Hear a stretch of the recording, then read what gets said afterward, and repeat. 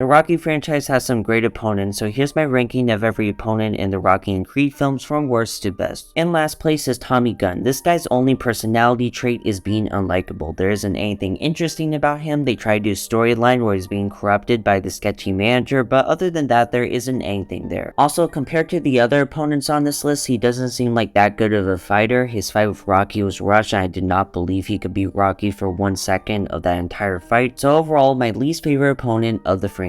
Next is Ricky Conlon. Now there are some things I kinda like about this character that gives him way more depth than Tommy Gunn. The fact that he's going to jail soon and is fighting his final boxing match for a while gives him a good motivation for wanting to win the fight, and the fact that he gives Adonis respect at the end of the fight was pretty nice. He is fine for the movie he is in and is given a compelling motivation for wanting to win the fight, but he just isn't that memorable to put him higher on the list. Next is Clubber Lang. Every opponent from this point forward is great, and Clubber Lang is no different, because even though he isn't the most layered character or the best written, he is really memorable and really entertaining to watch. He steals every scene he's in and has some of the best lines in the entire franchise. What's your prediction for the fight then?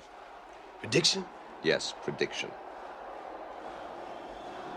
Pain. He's just such a fun character to watch and is even able to badly beat Rocky, so he's also a really strong opponent who's a physical threat in the ring. So even though he isn't necessarily well written or is given a good motivation, he is one of the best parts of that movie. Next up is Mason Dixon. While Clubber Lang is really fun to watch and not written very well, Mason Dixon doesn't have that much of a personality but is very well written and fits into the story being told. I like how he's kind of the opposite of Rocky, whereas Rocky knows how it's like to lose and is very wise because of that, while Mason hasn't lost a fight in his career or faced a real challenge and is very arrogant because of that. He doesn't have the respect of the public because they think he doesn't deserve his success, while Rocky has respect because he has lost before and faced challenges in his career. And at the end of the film, he faces a real challenge, gets his hand broken, and barely wins a fight against Rocky, which gives him the respect of the audience and wraps up his character arc. He comes from an arrogant boxer who faced no challenges in his career to becoming a little bit more wise and humble. He is the opposite of Rocky. He's given his own character arc, but is also not given enough personality to make it to the top 4. And next up is Victor Drago. Once again, we have a character who mirrors our main protagonist, but instead of being the opposite of him, he reflects him. Both Victor and Adonis were affected by the sins of their fathers years ago. Adonis loses his father, while Victor loses his mother and the respect of his country, and now they both want to get revenge on each other. Not only is he a tragic character, but he is a real threat in the ring who would have won the first fight if he hadn't punched Adonis while he was down. He doesn't get many lines of dialogue, but he does make a big impression and is even getting his own spin-off film, so he may be put higher on the list later down the line. And before I get into the top 3, if you enjoyed this video and want to see more like it, consider subscribing. Next up is Damian. The thing about Damian that separates him from the other opponents in this list is that most of the film is centered around him. The conflict, the character arc of Adonis, and the emotional pull of the film is about how this guy used to be friends with Adonis, felt betrayed by him, manipulated him to become the heavyweight champion in the world, and that all led up to Damian versus Adonis. Jonathan Majors is an amazing actor, and every moment this character is on screen, you don't know if he's telling the truth or is just trying to manipulate Adonis. The only reason he isn't in the top 2 or maybe number 1 is because he doesn't pose that much of a physical threat. Like in the final fight, I never thought he was winning or about to win. There was no time where he felt like he had the advantage, and he only had one fight in the entire movie and had to cheat to win, but still a great opponent. Next up is Ivan Drago. Even though I have some controversial opinions about Rocky 4, it's still a good movie, and the most iconic thing to come out of it is Ivan Drago. This is possibly the most iconic villain from the 80s, and for good reason. He doesn't have that much dialogue, but every time he does talk, he has some of the greatest lines in the series. He dies.